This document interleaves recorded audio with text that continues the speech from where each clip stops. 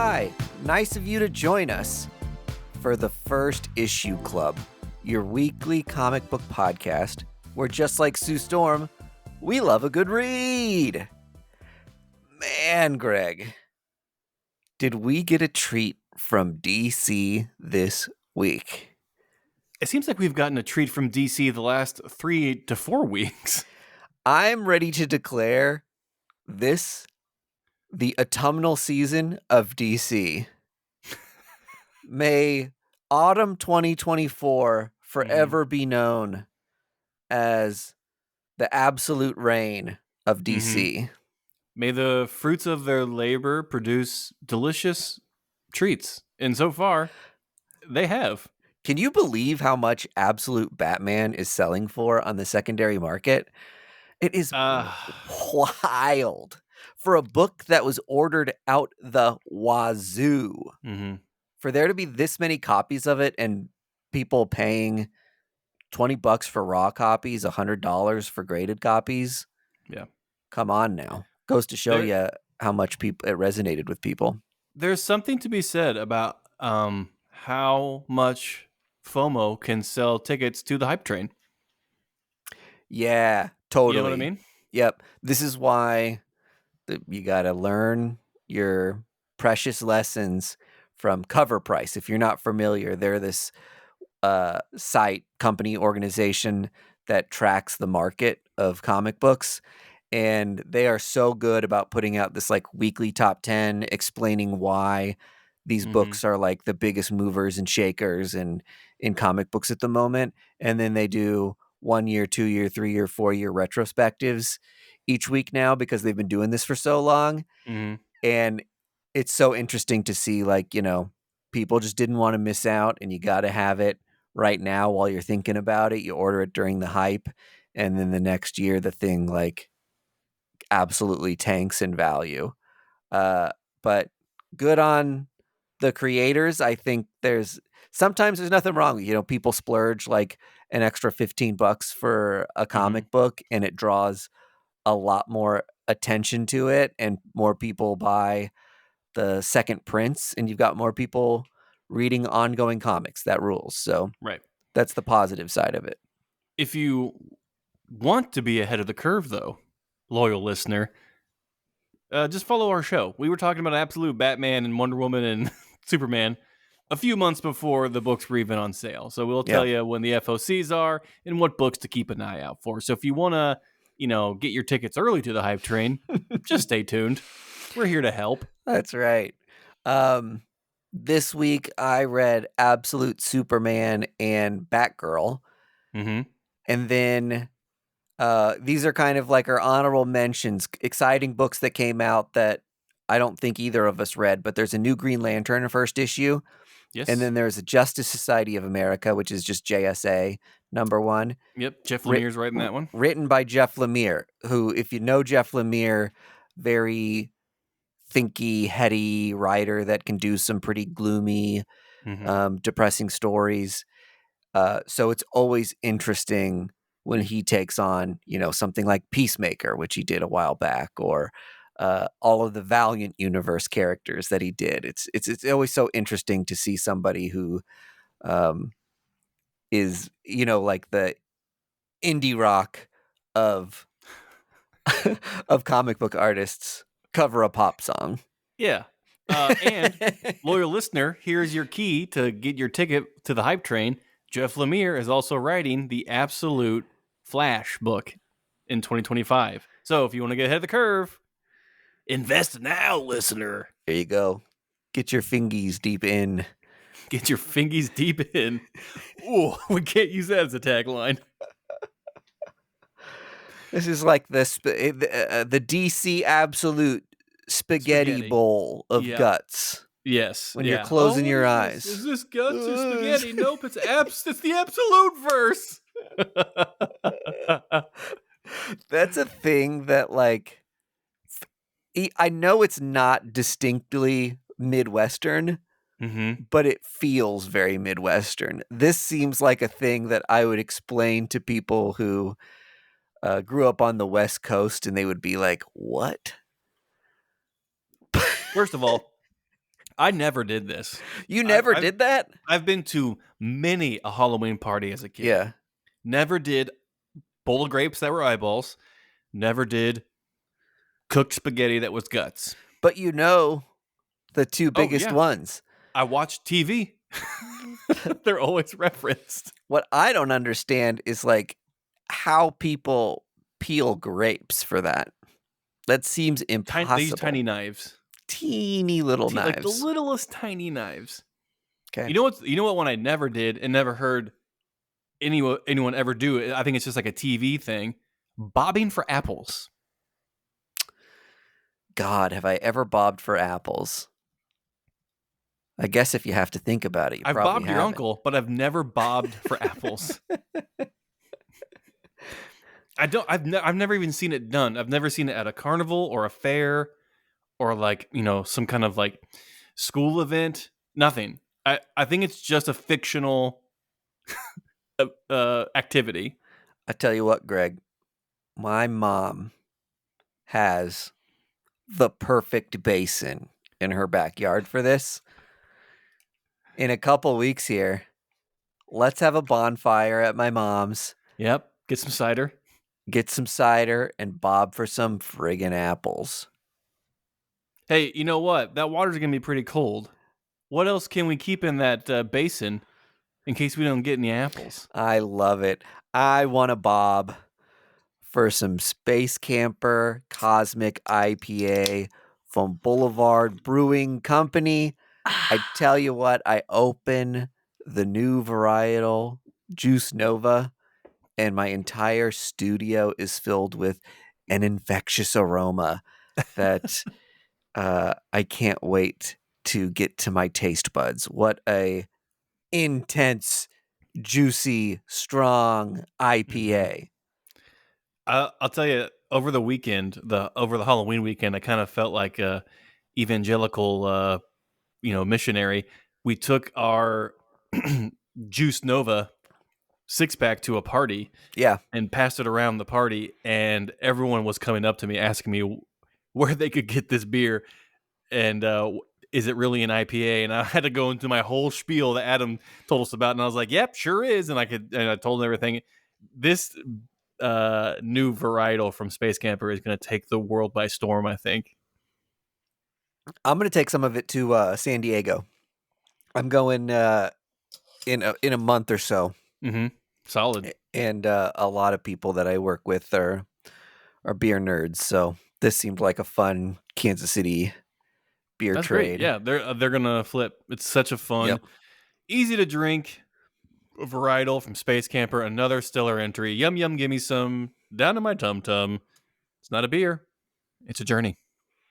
And let me say this: if you want some holiday goodies, the Boulevard store has a ton of awesome gifts and things. Mm-hmm. First Issue Club has a promo code for its listeners. So you go onto Boulevard's website, go to their shop, enter code FIC24, and get 20% off of your purchase from Boulevard Brewing Company. Rad t-shirts, cool coasters, all the accoutrement you could want from a beer. There's posters. There's all kinds of fun stuff. There's even socks. Everyone needs socks. We are a society. We live in a civilization that demands cozy toesies. They got socks for those. So head on over to Boulevard Brewing Company. Go to their online shop. Input promo code FIC24. And take 20% off. And you're off to the races. That's right. We love you so damn much. We're only doing it because we love you. I had to fight for that damn code. I had to hold Adam down. I said, give me the code. Give it to me. And finally he said, fine, God, stop. I'm at work. It was the tickling threatening that really got the job done. The roughhousing. I was completely nude when I did it, so it kind of threw him off. He didn't know what emotion to feel. All right, before we get into discussing our first issues this week, little bit of news. We just clear the docket. Every week, the docket fills up a little bit of the things that just need to be discussed and hashed out via a club. So we're gonna do it. Let me just get ahead of you. Let me calm everyone's upset tummies. We're not going to talk about that news. We're Yeah, strictly right. comic book news. I forgot. We hashed that out on the Patreon. This gets to be escapism this week. So Yeah. there you go. Okay, my first thing. Dren Productions. Have you heard of them? I've heard of Dren LLC, Dren Inc., Dren Co., but this is a new one. Please explain. Dren What Productions yeah. is a comic book publisher. Oh, And right. Yeah. they do a handful of like anthology style comics. Mm-hmm. That's the trend. That's the hotness right now. That's the And Riz, y'all. they commissioned some random artists they found on like Fiverr, basically, and got some covers made for some of their new books.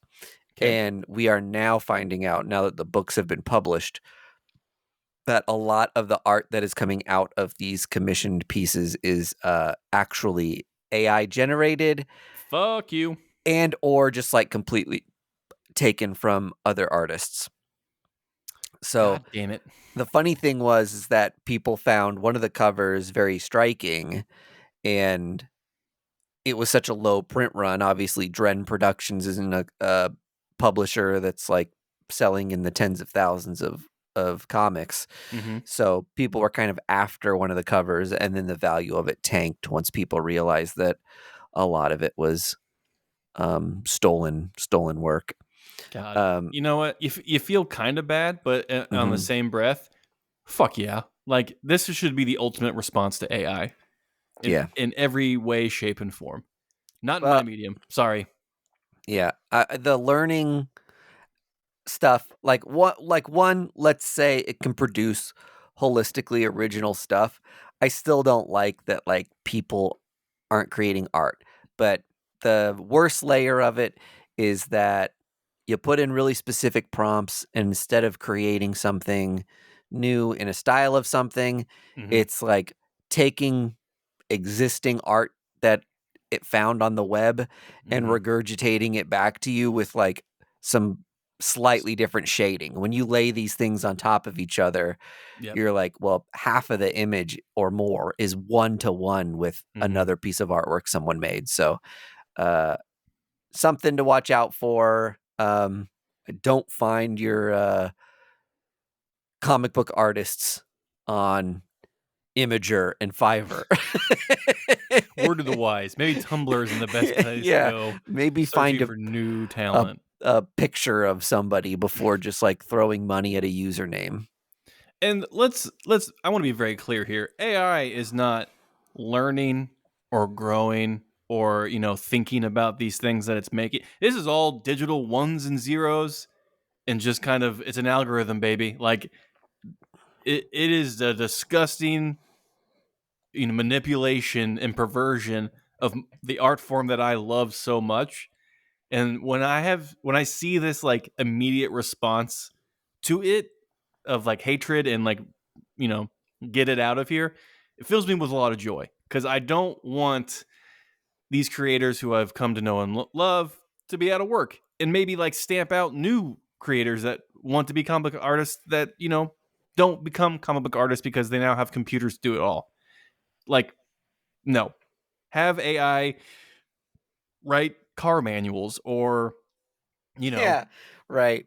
operate machines that deliver French fries to my house. That's fine. Keep it out of my comic book community, please. Keep two things out of my comic book community, okay? EVS and AI. I love it. Cosign.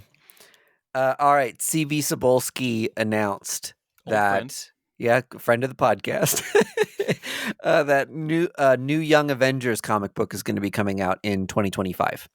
And so people are suspecting that the team may be Mm-hmm. who we're going to end up getting in a Young Avengers Marvel movie, TV show, whatever the Young Avengers thing that happens ends up being. Right.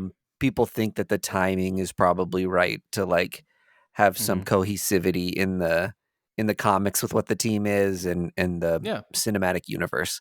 Kind of like the Listen, same thing with Guardians of the Galaxy, where yeah. the most recent run of it had a very specific team, and that's what they did in the movies. This is no mistake. Is the reason why we're getting more Doom comics in 2025. It's because they're doing a Doom movie in the same year. Yep. Kevin Feige and C.D. Sobolski are working together, and not in like a conspiracy way.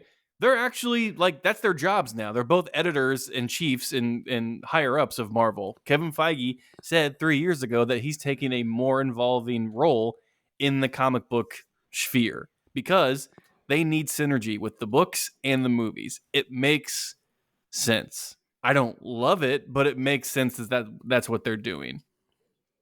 Yeah, if it gets more people buying comics, then great. Yeah.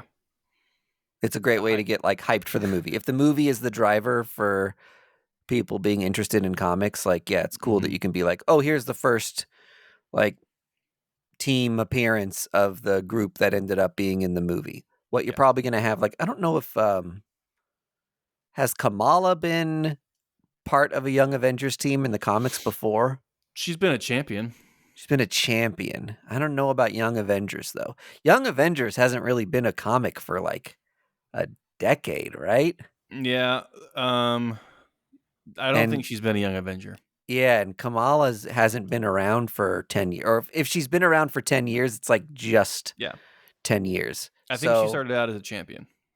Yeah. So we'll probably see Kamala as a Young Avenger, which at this point, Kamala is champion, X-Men, her own thing, possibly Young Avenger. It's too many teams. Too many teams, Kamala. What's next? Avenger? Oh, Avenger? Also, Inhuman. Yeah, but you can't do Inhuman in the movie anymore. Yeah. So, sorry. Sorry, Inhuman fans. At least you got your Black Bolt Illuminati scene for Inhuman fans. Yeah. All has been forgiven. Yeah. That's all we really wanted. That's all we wanted. Now we'll shut up. Yeah. Okay, and then go ahead, Greg. Oh, no, I was going to sneak in with a bit, but you have more news. Go ahead. Barry Keoghan's Joker might get a TV series. If you don't know who Barry Keoghan is, he was the guy who was in Saltburn. He's also in the Marvel Eternals? Yes, he was also in Eternals. And he is the dude, I don't know if many people remember this, but from Matt Reeves' Batman. At the very end. At the very end. That ooh, did I freeze on you? No, I mean, but I can still hear you. Okay, great.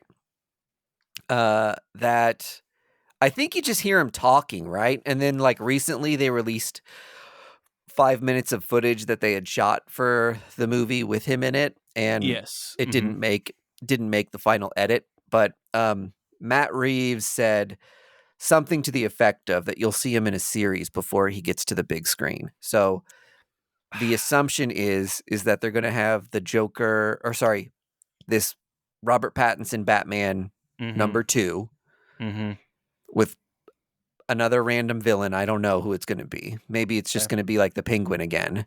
I think it might be Scarecrow. Oh, Scarecrow? Okay, cool. Or they said Scarecrow and the mud guy, Clayface. Clayface, the famous mud guy. First appearance of mud guy. Key alert. They've never done Clayface in a live action thing, have they? No, can you blame them? The technology's finally here. The tech wasn't there, brother. That'll probably look really cool. He's almost like I wonder if they'll treat him more like a Mystique than like a big juggernaut made of clay. I go back and forth because he can do that. That's one of his powers is perfectly imitating somebody. Yeah, Batman the Animated Series was the perfect version of Clayface. It was this tortured soul and this huge Goliath of a creature, morphine and making weapons out of his hands, and it was just heartfelt and sad and exciting. I don't know how that's going to translate into a movie with, do they do practical effects? Do they do CGI? Combination of both? It just gets kind of murky and expensive to Yeah. to boot. So So reading between the lines on this interview he did, it sounds like Barry Coogan's Joker is going to be the villain in the third Robert Pattinson Batman movie if we get that far with that series, which I'm assuming we do because the Penguin is so popular. hot. Yeah. And so we'll get a Joker miniseries a la the Penguin on HBO and then have him I, follow up with the movie. I gotta be honest. I don't love that. You don't like that just because it's a Joker thing or because of Because it's too Joker focused. It's gonna mean that like we're gonna see him at his least chaotic, like him formulating a plan or like him walking somewhere. It's just like I don't want that.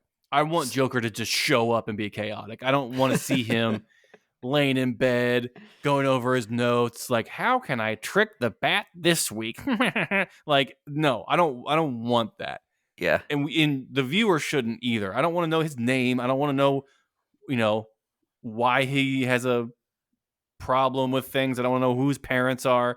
I don't fucking care.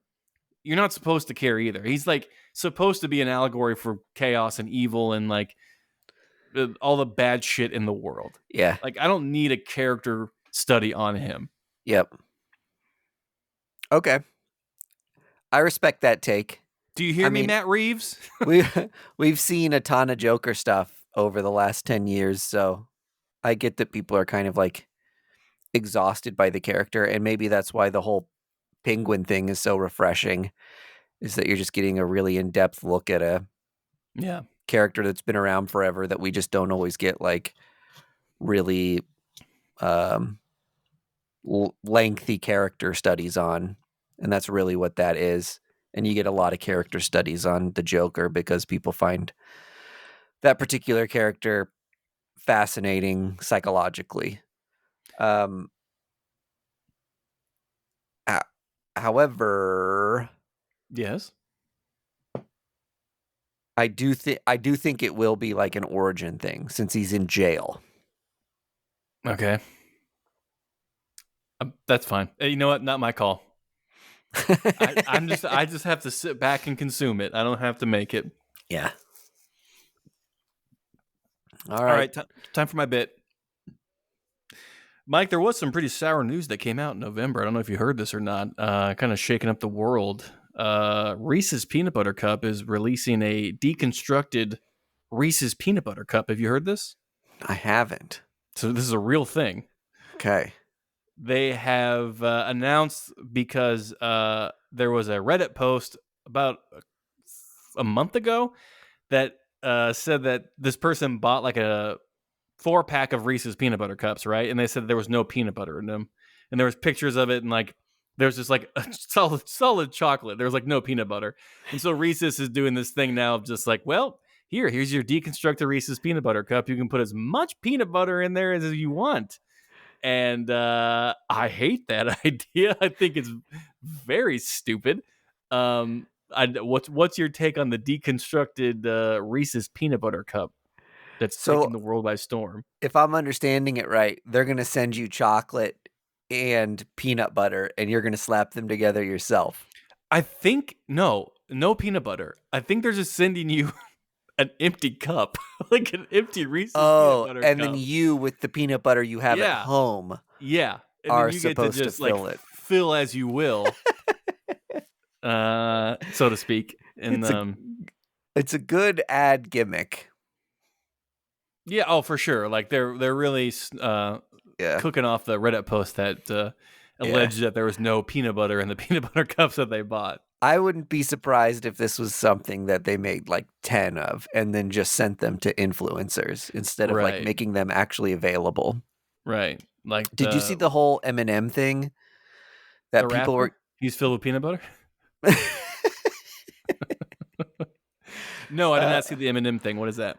So in a lot of those Halloween assorted candy bags, Mm-hmm.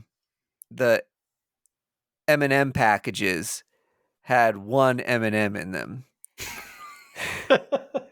So you get the bag that's like about this size if you're watching the video. Yeah. And you rip it open and there's just a single M&M in it. Was it a giant? At least was it like one giant M&M? No, it wasn't a giant M&M. One normal sized M&M.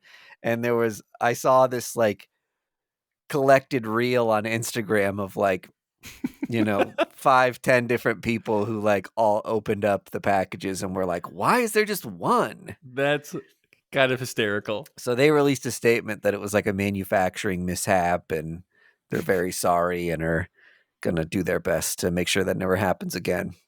I think they should work off of that mishap and just like invent the Big M, which is like one giant M&M comes in a bag. Yeah, like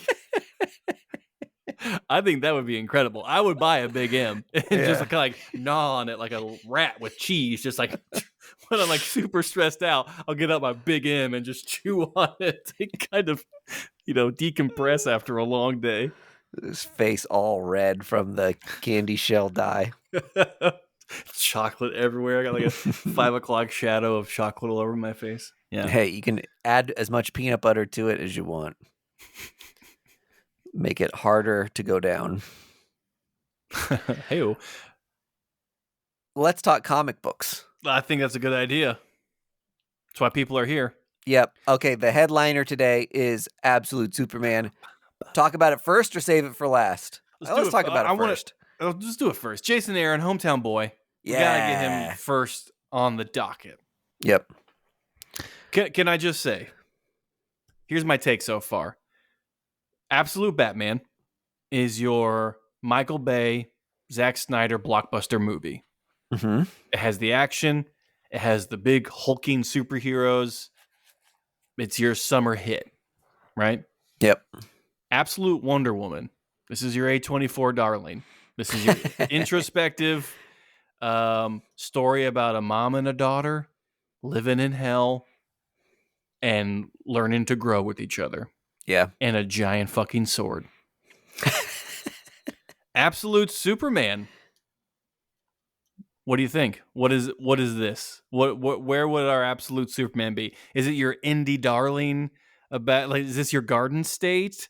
Is this your like John Wick kind of mysterious man in the shadows? It does kind of have a John Wick sort of feel to it, but more like Superman is like a Robin Hood figure.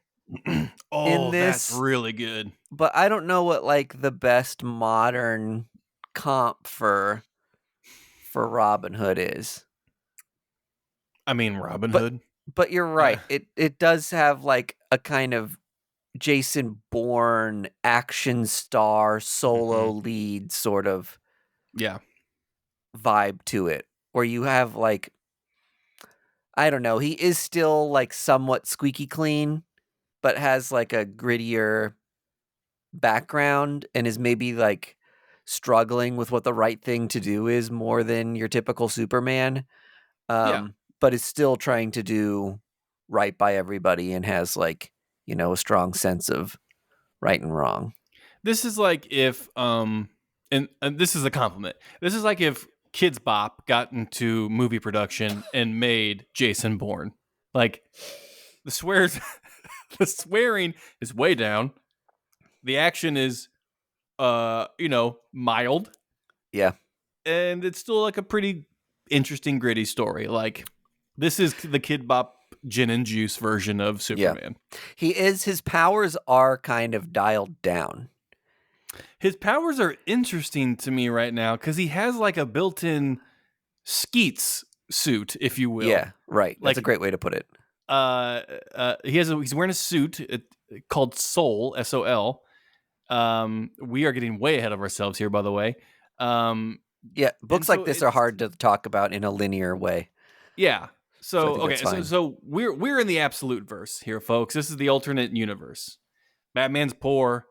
Wonder Woman is not an Amazonian, and Superman likes. He's not rich. Yeah.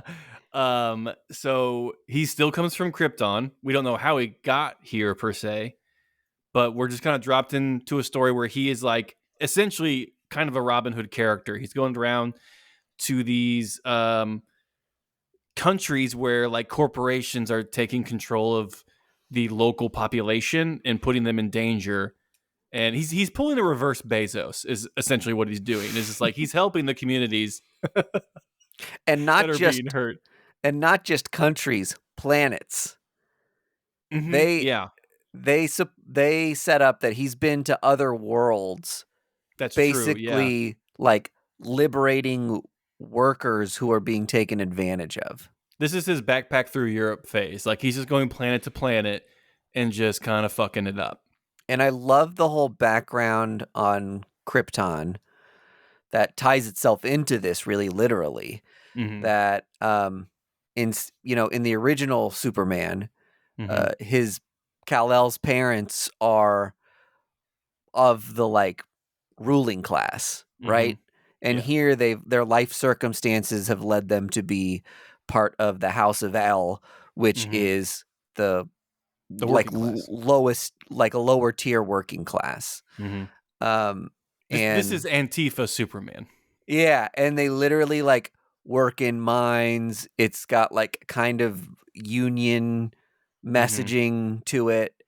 Right. Uh, and he feels very attached to these sort of laborers who are put in bad positions. The entire story that takes place on Krypton, which one Mm-hmm. Kal-El raised on Krypton. Like whatever happens to Krypton, or at whatever point he leaves and starts Mm-hmm. gallivanting to other planets, like Mm-hmm. we don't know. Like we know Krypton's on its way to destruction, Yeah. but we don't know if that's for sure even happened yet, right? Well, yeah. One interesting turn. If Krypton's still present, the Mm-hmm. whole new twist on this story, Because because you could have a Superman's bunch of Kryptonians around. yeah, because Superman's entire identity is he has no family Yeah, last and son his of home is Krypton. gone. Mm-hmm. So, an interesting note. I think the suit kind of mentions that he's the last of his kind, Yep. but we don't know why for any reason. But continue, Mike. I'm sorry. But yeah, so he's raised by his parents, who are more or less given a story that makes them a lot like the Kents. Mm-hmm. So he's got a very similar moral code, and the story that's set up for like what's gonna be the ultimate downfall of Krypton is more or less like fracking. That Yeah. they're mining the planet for resources, and Uh-huh. it's starting to cause tremors and fissures in the planet's surface, and like gases and Yep. instability is being created, and Superman's father sees the writing on the wall and kind of understands that things aren't going to go great. And do they try to like stick around or ride it out, or do they change Mm-hmm. their focus to getting off planet in time with their family? And like the ruling class is trying to cover up Yeah, right. that the planet's kind of is crumbling. So, Yep. Refusing not to too different from the world we live yeah, in. refusing to believe the evidence at hand. And just wanting to put the workers back in harm's way. And so he comes to Earth, same things going on on Earth. So he's just trying to make the laborers' lives a little easier. Mm-hmm. Then By action ensues. yeah, but one of the ways he does that is he helps out these villagers in a Brazil countryside by mining all the diamonds for them and getting rid of all the asbestos and making sure that they don't, become ill while down in the mine. Something to note, I don't know if you caught this, Mike, but there's like peacekeepers, like Mhm. the superhero peacekeeper, that are like kind of like the police force of the Lazarus group, Mhm. which is I think a reference to, like the Lazarus pit and all that stuff. And then there's many references to the Omega Men. Yeah, I wasn't totally sure what role the Omega Men are gonna like play in all this. Yeah, so there's a few Easter eggs in here that we're getting that are Or very like, tantalizing. yeah, here are the other DC things that you know and love, but in this universe they're different. And what's that gonna Hmm. be like when you see them? That is like a really fun way to like slow roll these little things into other stories. Yeah, And exactly. then if some of them are like really popular or people really glom on to one idea, maybe we'll get like a mini series for like the Peacekeeper, Peace Corps, Yeah, or something like that. Like, wouldn't it be funny if the Peace Corps was like those big this, peacekeeper things. these like, yeah, big peacekeeper soldiers who are, fascists.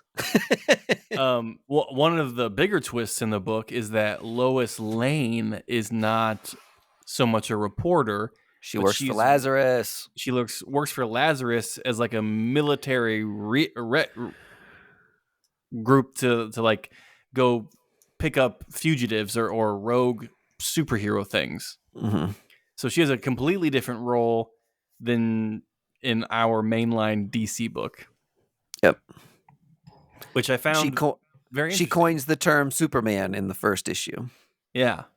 She's So the first a person to call little him that. wink and a nod to the viewer because we know that he's really called Superman. So it's very very tongue in cheek. Yep. A stellar entry into the absolute universe. I am shocked how well these are going. To be honest. Yeah, I really liked it. The correlations between Earth and Krypton were very engaging and fun. Hmm. Um, Giving the what ifs of Clark staying with his family, but still creating that like Kent like uh scenario for Hmm. him to find the moral compass and the code that like makes him Superman, and this uh but also leaving some room for like resentment and struggling with how to handle these situations Hmm. makes for a really dynamic character. And in Jason Aaron's hands, Yeah. that's dangerous, baby. You give Jason Aaron an inch and he'll take a mile. Yeah. So I'm No, I'm but stoked. yeah, I am curious to get your thoughts on what's to happen next. I mean, so far we've only gotten these characters in individual books. Do we foresee a team up book happening or some kind of event to tie all these books together sometime in the future? What do you think is going to happen? Yeah, I think we'll get Absolute Justice League at some point, and I think what's going to happen is in Ultimate Superman we got like a little epilogue that Hmm. had a character who looked like Brainiac from behind, maybe, or almost Hmm. like a Lex Luthor Brainiac hybrid character Hmm. that had his eye on a bunch of monitors and was watching all these different people and characters and was like, "Oh, this guy's got superhuman strengths. He's worth keeping my eye on." Right. And I think that character is going to end up bringing all the other characters together, Hmm. and maybe with sinister intentions, but what'll ultimately end up happening is that they all team up and kick ass together. I think that's what's going to happen.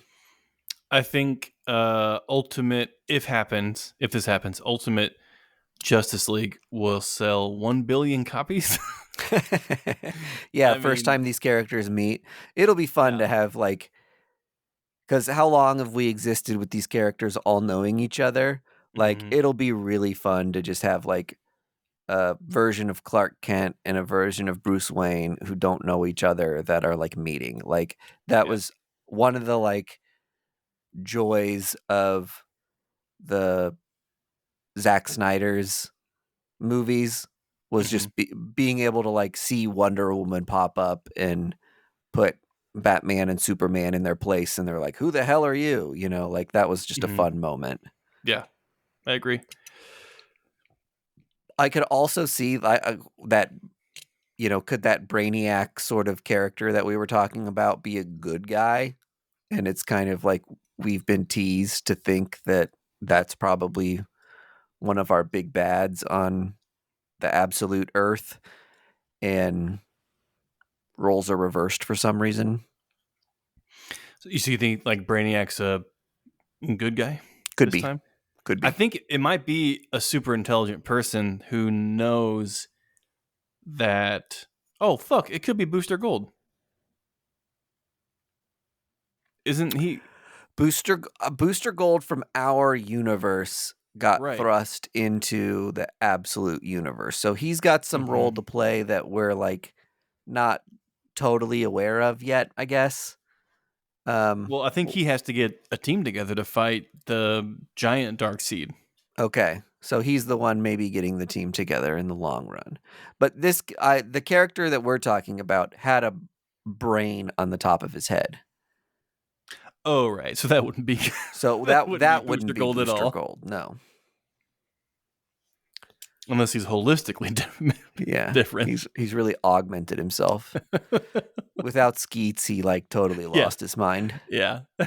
I took my brain out. That's why I keep Skeets around. I also read, if we're done talking about absolute soups. Yeah, I liked it. If that wasn't clear, big thumbs up. Oh yeah, A+. But spoons down because we're all out of absolute soups. Can I ask you before we totally move on? Yes. Cell, Slab, Shred. Absolute Batman, absolute don't Wonder do this Woman, to me. absolute Superman. Fuck. This is a game we created on the Patreon today called Slab, Cell, Shred. It's our version of F, Marry, Kill. Yeah. Okay. I am.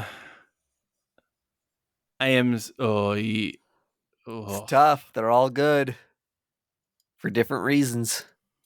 I am slabbing absolute Wonder Woman. Wow. Okay. I loved that book. I thought it was incredible. That one resonated with me the most, if I'm being honest. Whereas like Absolute Batman is the one that seems like that's the flagship one that got people the most excited. It was the first one to come out of the three. So it has like a place on the mountaintop of the Absolute books right now, but I agree that Absolute Wonder Woman resonated with me more than the others. Absolute Wonder Woman had the most substance, and Absolute Batman had the most style. 100%. So that is why I am selling Absolute Superman, Absolute Batman, because it'll make me a ass ton of money. Yeah, there you go. It's the one selling the most. Yeah. Yeah. Which unfortunately makes me have to shred Absolute Superman. Had to shred one of them. Which is disrespectful in my eyes. Yep. But in spirit of the game, had to do it. Yep. I think though, as far as like storytelling, Absolute Superman has the most potential as far as unique stories that can be told. Yeah, sure.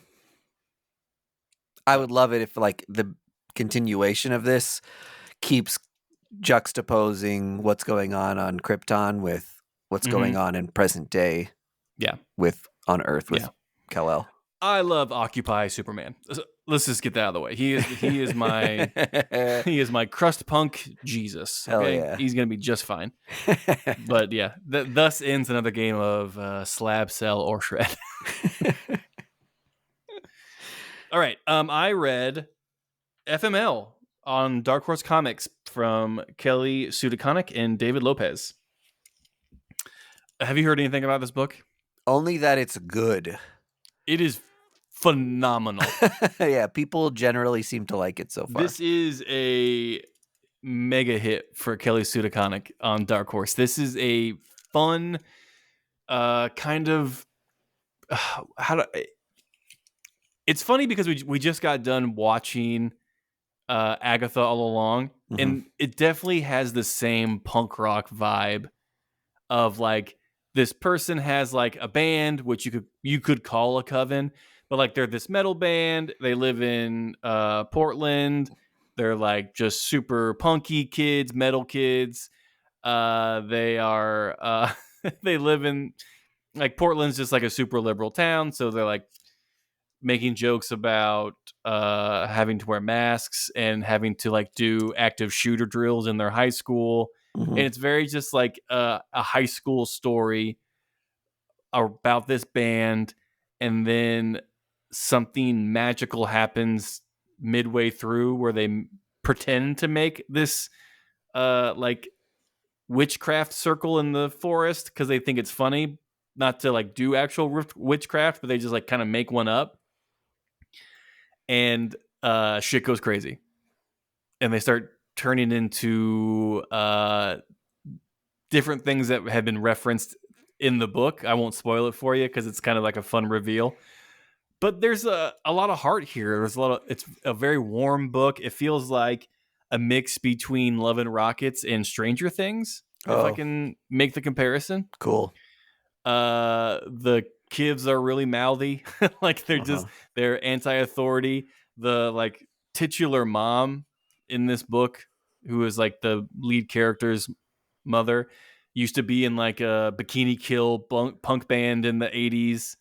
So like she's kind of a fun character. And issue 2 is going to be a flashback to when she was young in that punk band. So it resonated with me because I love punk music and I love that scene and like everything around it aesthetically. So that's why I love like grommets and stuff like that. Like there's a particular era that I'm like obsessed with, and so like when media comes out that focuses on that, I'm just like, ooh, gimme. So yeah, it's on Darkhorse. It's a fun, I guess, coming of age story. We're gonna find out.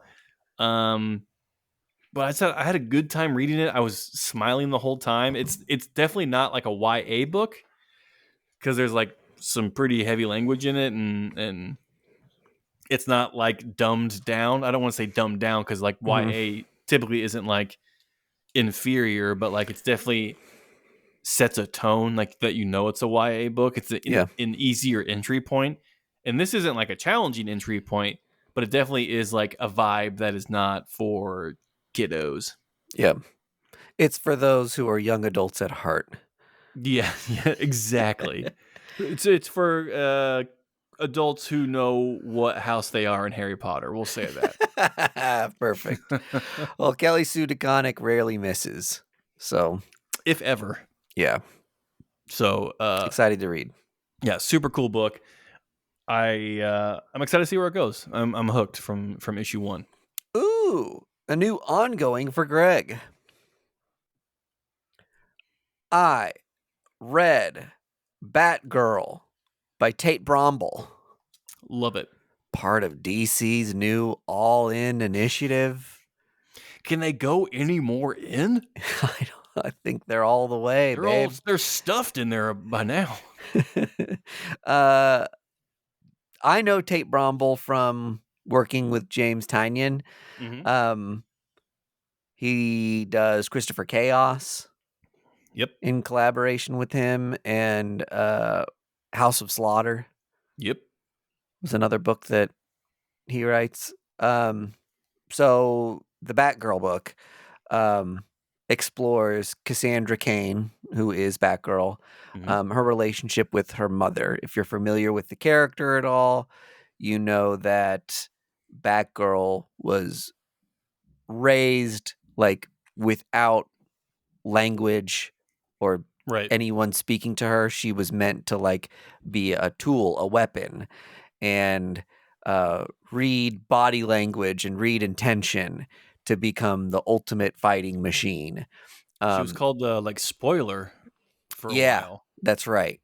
And after meeting the Bat family in Gotham, kind of got taken in by them, and um, started speaking and had a, emotional breakthrough. Mm-hmm. Now that's been quite a while since that happened. So this Yeah. book really gives you a recap of that through a pretty dynamic exchange between Cassandra and her mother, who is a character named Lady Shiva, I want to say, um, I don't know. who is kind of like a cult leader of warriors who have temples built in her honor, and she's got people who are like after her to kill her for some reason. And she finds Cassandra, comes to Gotham to say, "Hey, they're after me. They're after you two because um, they're just trying to like get me from every angle, take out everything I care about." And obviously, given Cassandra's upbringing, you would think she's got no reason to think that her mom gives a shit about her. Mm-hmm.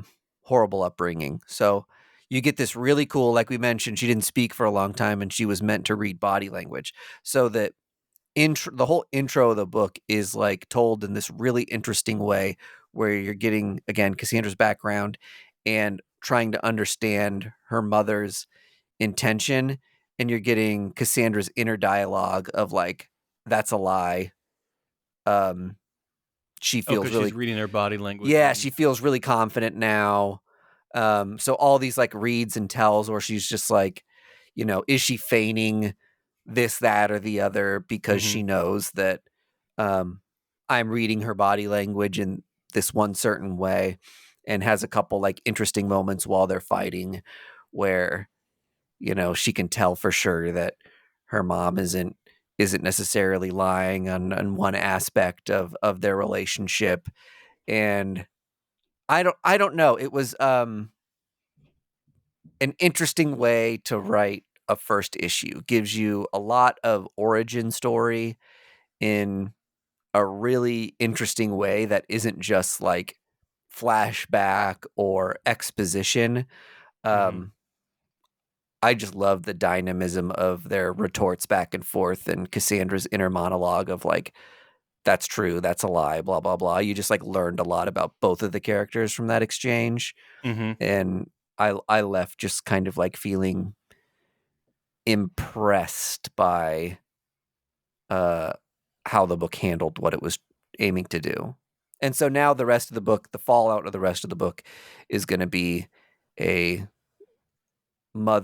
estranged mother-daughter story where they're thrusted together again and they got to figure out a way to like trust each other, or Right.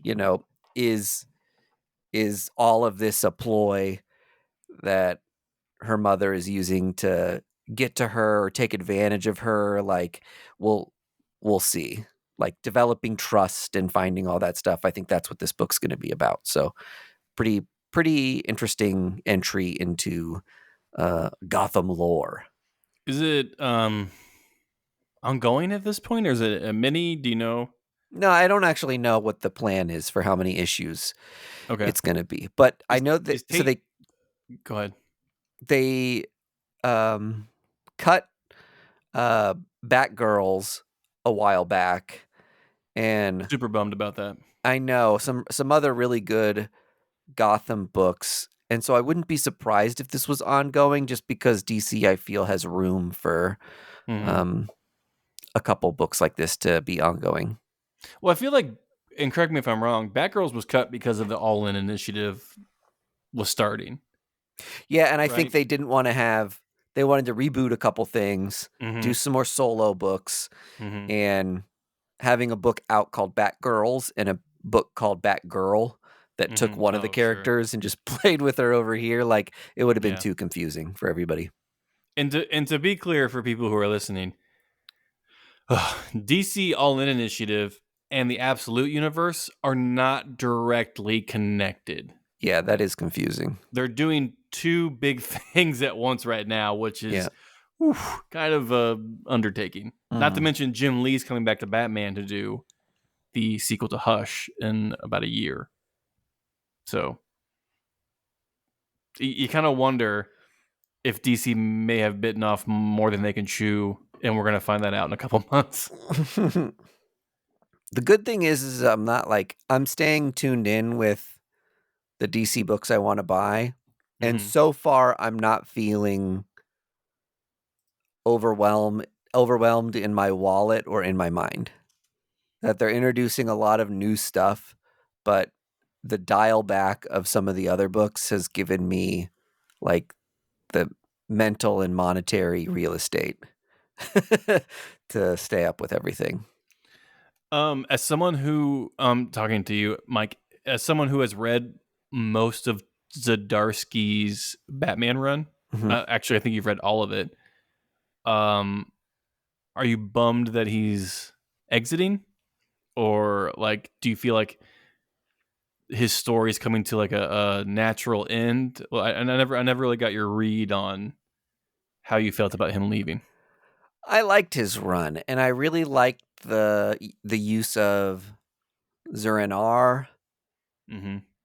and the you know I don't know the dynamics at play with Bruce and the Bat family Right. during that time, and the um, what was the robot called? That was like the had Zur-En-Arrh's Oh, personality in it. Overswitch or Yeah, it was something like that. Overkill or something, wasn't something like that? Kill switch He's engage. In any case, there was a couple things really to be liked about that run, and I thought he was a good Batman writer.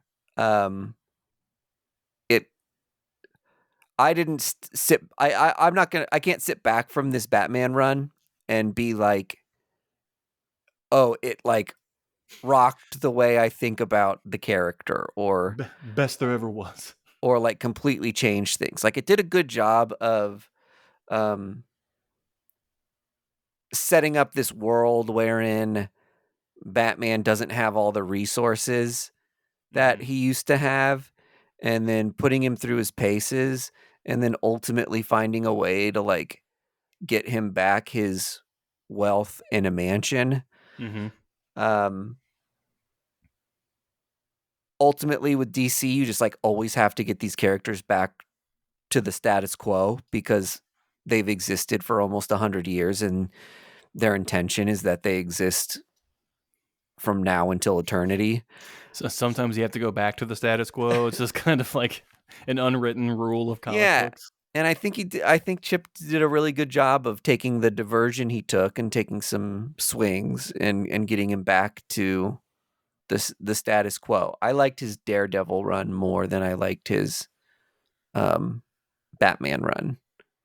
I just feel like the Daredevil run felt more personal, and in Batman, you just have to deal with so many other characters that it was a little tough to follow it all. And I'll say when Tynion was, writing Batman, he was giving us so many exciting new characters and first appearances and buzzworthy things Right. that that run had so much excitement and energy Mm-hmm. that I think it's really hard to follow for anybody, even one of my Well, favorite writers. I think uh, I'm putting my tinfoil hat on here. I honestly think, and we've talked about it before, that the Tunyon exit from Batman It was for rushed. Substack really left a lot of hanging threads. Yeah, That, he was literally shotgunning new characters to us, sometimes two in a book, and I feel like he had more plans for those characters totally. than where they are. I mean, where's Designer now? Where's Punchline now? Miracle Molly. Remember Yeah, Miracle Molly. how big of a deal Miracle Molly was? I mean, wow. Go. What was it? Clown Hunter. Yeah, Clown Hunter. The little anime looking Oh yeah, something gal. might. It's just like when you think about. I mean, I can probably rattle off 10 new characters he created that are just gone. Yeah. And you kind of wonder what would have been. Oh, you know who I really liked, which I'm not sure if this was a Tom King character or a Tinian character, but the Poison Ivy's kind of like counterpart, the gardener. Was that her name? Oh, that's right. Yes, the gardener. She was a really cool character. I completely forgot about the gardener. Oh my god. Yeah. Yeah. That run now, was... now we're just reminiscing about James Tyonion's Batman run. Yeah, his run was fantastic. I think that's the sure tell sign that the episode has come to a natural end. If we're just reminiscing about comic books that we've loved in the past. That's right. Yeah, just like wistfully sitting here. Oh man, you remember Murder Falcon? Oh goodness. You read one other book, right? So I tried to read Jeff Lemire's JSA book. Okay, and I'm just not a JSA fan. I'm just finding out. Yeah, it's a lot of lore to get through. It's like the D&D of DC Comics. There's a lot of back history there, and it's like Golden Age back history. So it's like not super fun. Yep. It was written well. Jeff Lemire, obviously, dynamite writer. It's just tough for me to get into it. Totally. And then that's all I could get to this week. Okay. All right. Hey, no complaints. We're over an hour. What else do you want from... What do you want from us? We talked to you about the deconstructed Reese's peanut butter cup, for God's sake. I can put a hot dog in there if you want. I don't care. Thanks for joining us, folks. As always, thank you, Boulevard Brewing Company, for sponsoring the podcast and making it all possible. One more reminder that if you want to get some Boulevard gifts for yourselves or your friends, go to the Boulevard shop online and enter code FIC24 for 20% off your Boulevard goodies. Don't forget, we are over on YouTube, patreon.com/firstissueclub, and Instagram, Facebook. That's all I got for you. Toodaloo. First Issue Club podcast is brought to you by Boulevard Brewing Company, the people responsible for our favorite drinks, the Space Camper Cosmic IPA family of beers. Our show is edited and produced by our hosts Mike DeStacy, Greg Lichtag, and Andy Vargas. You can find us on social media at First Issue Club, and you can join the supporters who keep our humble podcast going on our Patreon at patreon.com/firstissueclub.